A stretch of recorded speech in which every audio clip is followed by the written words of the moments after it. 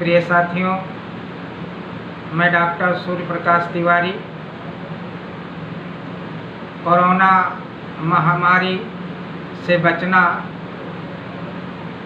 तो सनातन धर्म के ग्रंथों का अध्ययन करना होगा, इस पर वादन कर रहा हूँ, जिसे आप ध्यानपूर्वक सुनेंगे। प्रिय साथियों, ध्यान से सुने। भारत जानता है कि परमेश्वर का युद्ध अभी शुरू हुआ है। जैसे ग्लोबल वार्मिंग बढ़ेगी, बर्फ पिघलेगी और स्वतंत्र होंगे लाखों वर्षों से बर्फ की चादर में कैद दानवीय विषाणु, जिनका ना आपको परिचय है और ना लड़ने की कोई तैयारी। ये कोरोना तो झांकी है, चेतावनी है उस आने वाली विपदा की जिसे आपने जन्म दिया है। मैनचेस्टर की औद्योगिक क्रांति और हार्वर्ड की इकोनॉमिक्स संसार को अंत के मुहाने पर ले आई। क्या आप जानते हैं कि इस आपदा से लड़ने का तरीका कहाँ छुपा हुआ है?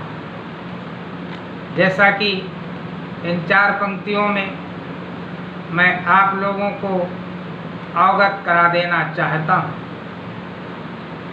तक्षशिला के खंडहरों में, नालंदा की राख में, शारदा पीठ के अवशेषों में, मारटंड के पत्थरों में, सनातन धर्म के महान ग्रंथों में सूक्ष्म एवं परजीवियों से मनुष्य का युद्ध नया नहीं है। ये तो सृष्टि के आरंभ से अनवरत चल रहा है और सदैव चलता रहेगा। इससे लड़ने के लिए हम सनातनियों ने हर हथियार खोज भी लिया था, मगर आपका अहंकार, आपके लालच, स्वयं को श्रेष्ठ सिद्ध करने की हठ धर्मिता ने सब नष्ट कर दिया। वह पक्षपाती, आरक्षणी, अत्याचार, थोपा और महान प्रतिभाओं को नष्ट कर दिया। सनातन संस्कृति के सामाजिक दूरी को तुमने मनुवाद की सोच बताई और अब पूरा विश्व सामाजिक दूरी को वैश्विक कानून बनाने पर तुला हुआ है। क्यों? क्या ये मनुवाद का आधुनिक स्वरूप नहीं लगता है क्या? मेरे तो ये सहज प्रश्न हैं। संपूर्ण मानव जाति से क्या चाहिए था आपको?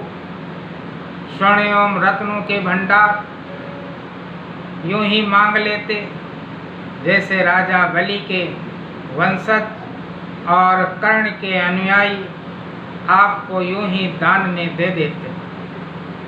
सांसारिक वैभव को त्याग कर आंतरिक शांति की खोज करने वाले ब्राह्मण, क्षत्रिय वर्धमान महावीर स्वामी, क्षत्रिय गौतम बुद्ध, कायस्थ विवेकानंद, ब्राह्मण रामकृष्ण परमहंस, राजा राम मोहन राय के समाज के लिए ये सब यूं ही मूल्यहीन ही थे, ले जाते।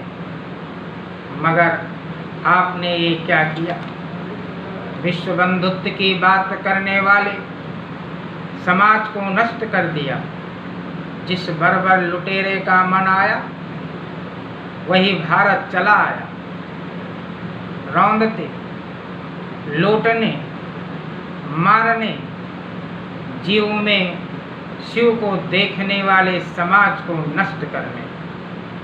कोई विश्व विजेता बनने के लिए तक्षशिला को तोड़कर चला गया, कोई सोने की चमक व छलित अंधत्व में अंधा होकर सोमनाथ लूट कर ले गया, तो कोई किसी को खुद को ऊंचा दिखाने के लिए नालंदा की किताबों को जला दिया, किसी ने बर्बरता को जिताने के लिए शारदा पीठ के टुकड़े टुकड़े कर दिया, तो किसी ने अपने झंडे को ऊंचा दिखाने के लिए विश्व कल्याण का केंद्र बने। गुरुकुल परंपरा को नष्ट ही कर दिया गया, गुरुकुल परंपरा को पूरी तरह से नष्ट कर दिया गया और आज कल्याण निगाहों से देख रहे हैं। क्यों? उसी पराजित, अपमानित पद सिंधुत्व धर्म भारत भूमि की ओर, जिसने अपने घावों को भर के अंगड़ाई लेना आरंभ किया है। अभी अभी महान परमेश्वरीय सनातन धर्म के सूर्य के उदय होने की हल्की सी आभा दिखाई देना प्रारंभ ही तो हुई है, किंतु मार्ग उन्हीं नष्ट हुए हवन कुंडों से निकलेगा जिन्हें पहले आपने अपने पैरों की ठोकर से तोड़ा।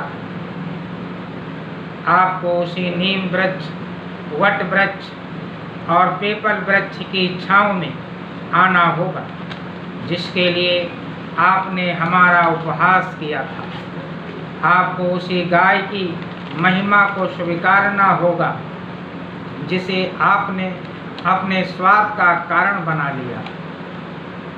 उन्हीं मंदिरों में जाकर घंटानाद करना होगा जिनको कभी आपने तोड़ा था। उन्हीं वेदों को पढ़ना होगा, उन्हीं शास्त्रों को पढ़ना होगा, उन्हीं पुराणों को पढ़ना होगा जिन्हें कभी अट्टहास करते हुए नष्ट कर दिया था। उसी चंदन तुलसी को मस्तक पर धारण करना होगा जिसके लिए धोखे से मीठा बनकर विश्वासघात से हमारे मस्तक धड़ से अलग किए थे। फिर कहता हूँ, इस दुनिया का इस दुनिया में अगर जीना है तो सनातन संस्कृति व आर्य सभ्यता, राम कृष्ण भवानी के आगे सिर झुकाने आना ही होगा। तक्षशिला के खंडहरों से क्षमा मांगनी ही होगी। नालंदा की खाक छाननी ही होगी। मंदिरों के घंटानाद की राख ध्वनि तरंगों को चारों ओर फैलाना ही होगा, चारों ओर फैलाना ही होगा। इसलिए कहना चाहूँगा कि संसार के लोगों का सनातन धर्म के महान ग्रंथों को पढ़ना होगा, वेदों को पढ़ना होगा। हाथ जोड़कर अभिवादन करना तो आपने शुरू ही कर दिया है और दूरी बनाना भी आप सीख जाएंगे कि सनातन संस्कृति दूर लोग क्यों बैठते थे, उसका मुख्य उद्देश्य क्या था।